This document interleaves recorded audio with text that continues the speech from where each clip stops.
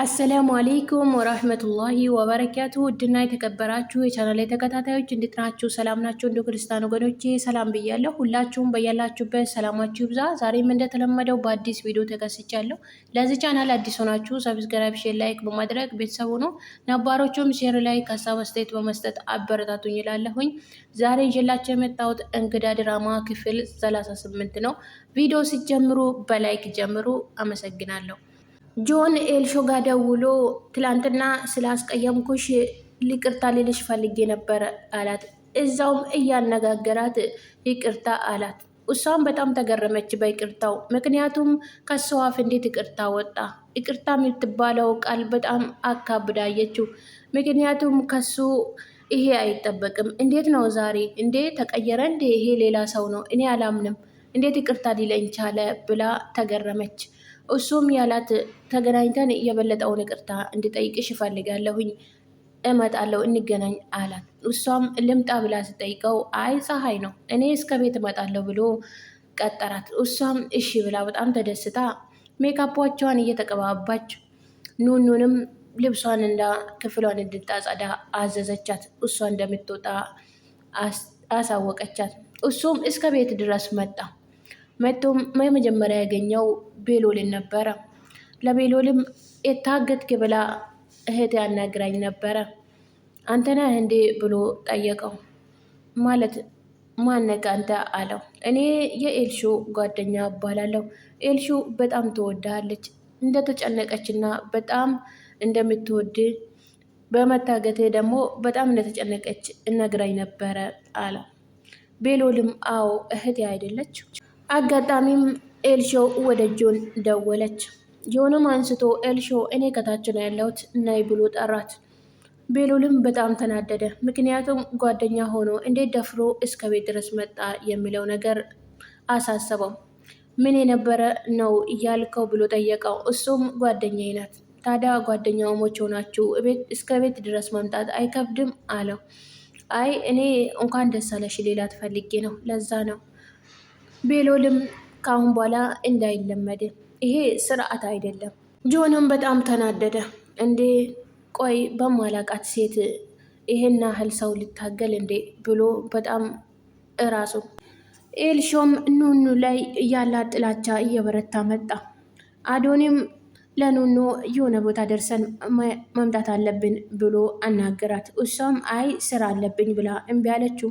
አይ የኔ ፍቅር ስራውን ተይውና ደርሰን ብንመጣ ደስ ይለኛል አላት። እንዴ ኤልሾ በጣም ተገረመች፣ ደነገጠች።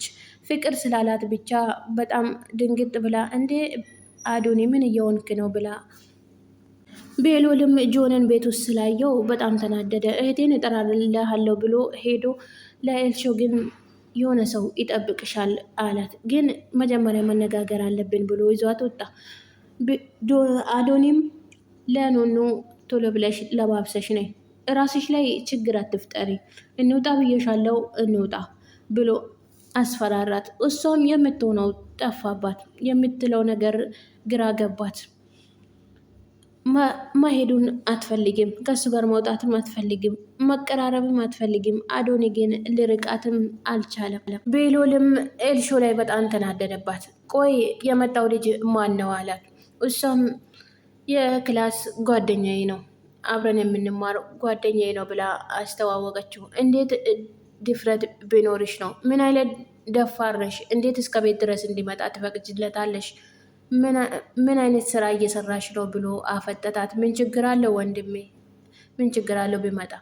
ቤሎልም አስጠነቀቃት። እንኳን ቤት ድረስ ወንድ ልጅ መጥራት አይደለም ውጭ ላይ ራሱ ከወንድ ጋር እንዳላይሽ አንድ ቀን ይህን ነገር ስታደርጊ ካየውሽ ግን የውልሽ አላት። እሷም በጣም ተገረመች። አፍጣ እያየችው ወንድሜ ብላ እየተቆጣጠርከኝ ነው እንዴ አለችው። እየተቆጣጠርኩሽ ሳይሆን እየተቆጣውሽ ነው። ሁለተኛ ይህንን ስታደርጊ እንዳላይሽ፣ ስርዓት ይኖርሽ። ኤልሾም አፈጠጠችው። እንኳን አንተ አይደለም አባቢ እንኳን ይህን ያህል እንደዚህ አስፈራርቶኝ አያውቅም። ቤሎልም በኤልሾ አነጋገር በጣም ተናደደ። አባቢ የለም ማለት ማንም ሰው የለም እንደፈለግሽ ትሆኛለሽ አይደለም፣ እኔም ሁለተኛ አባትሽ ነኝ። የሆነ ነገር ብትሆኚ የምጎዳው እኔ ነኝ አላት። ቤሎልም በጣም ተናደደ። እንዴት አዶኒ በእኔ እንደዚህ ይጨክናል? እንዲጨክን ለምን ያደርገኛል? ቆይ ለምንድን ነው እንደዚህ የሚፈታተነኝ? ፈጣሪ ሆይ ትዕግስቱን ይስጠኝ። ጆንም ቁጭ እንዳለ አሁንም አዶኒ መጣበት። እንዴ አንተ ልጅ ምን አስበ ነው? ምን ፈልገ ነው እዚህ ቤት 10 የምትመላለሰው ለምንድን ነው ብሎ ጠየቀው። ጆንም ዝም ብለ አትመናጠቅ፣ ቤተሰብ ይመስል አንተ ጥገኛ ነህ አይደል? አንተ መጨረሻ ሁሉም ነገር እኮ አውቄያለሁ። አሁንማ እርሾም ነግረኛለች፣ ወንድሟ እንዳልሆን ነግረኛለች፣ የታገተው ወንድሟ እንደሆነ ነግረኛለች። ሁሉም አውቄያለሁ። ስለዚህ አርፈህ ቁጭ በል ብሎ አስጠነቀቀው። ቤሎልም አዶኒም በጣም ተናደደ። ኤልሾ በተናገረችው ላይ እንዴት እንደዚህ አሳልፋ ትሰጠኛለች? እንደዚህ ብላለች፣ እውነት ብላለች የሚለው ነገር ለብቻው ማንሰላሰል ጀመረ።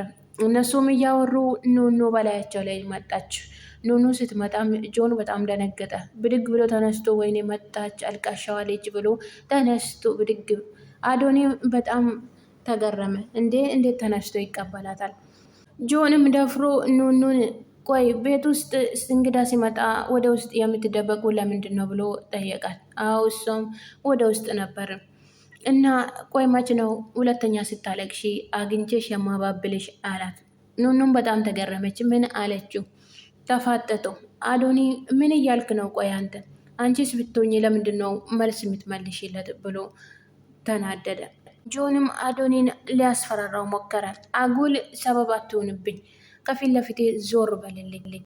አዶኒም ብድግ ብሎ በአሁን ሰዓት ከዚህ ከአንዳንድ ሰው ከተራ ሰው ጋር ጊዜን ማበላሸትና የሆነ ያሉ ነገር መመላለስ አልፈልግም አላት።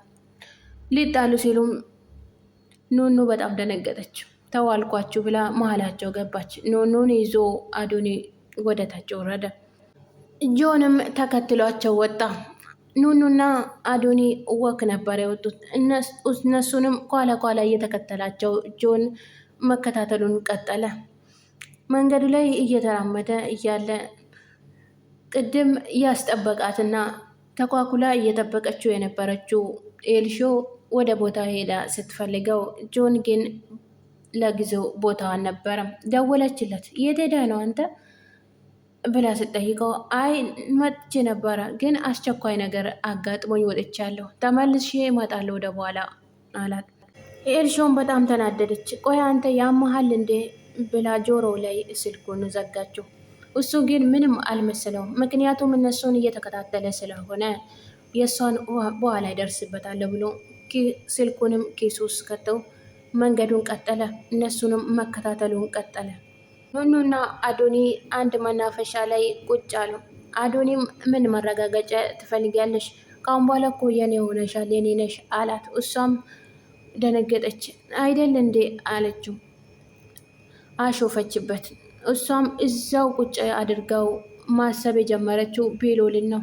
ያሳለፉትን ጊዜዎችን የሚጠራትን እንዲሁም የሚያደርጋትን ጭውውቶች ሁሉ ማሰላሰል ጀመረች። አዶኒ ቆይ አታወሪኝም እንዴ አላት። እሷም በቃ አጨቅጭቀኝ ባክህን ተወኝ ባክህ ብላ ብድግ ብላ ስትነሳ በግድ ይዟት ቁጭ አደረጋት። ቆይ አንተ በግድ የኔ ነሽ ማለት ትንሹም ካን አይከብድህም እንዴ? ቆይ አዶኒ የምትፈልገው ምንድን ነው? ተማርሬ ቤቱን ለቅቄ እንዲወጣ ነው እንዴ የምትፈልገው? እኔ ለራሴ ብዙ ችግር አለብኝ። ብዙ የማደርጋቸውና የማስባቸው ነገሮች አሉብኝ። ባክህን ተወኝ። ሆኖም ያለውን እንቅጮን ነገረችው። ከአንተ ጋር መሆን አልፈልግም፣ ያንተም ሊሆን ደግሞ አልችልም አለችው። እሱም ለምንድን ነው መሆን ያመትችው ብሎ ጠየቃት። በጣም ስለምጠላ በጣም እጠላሃለሁ፣ ይህንን ግን ታውቃለህ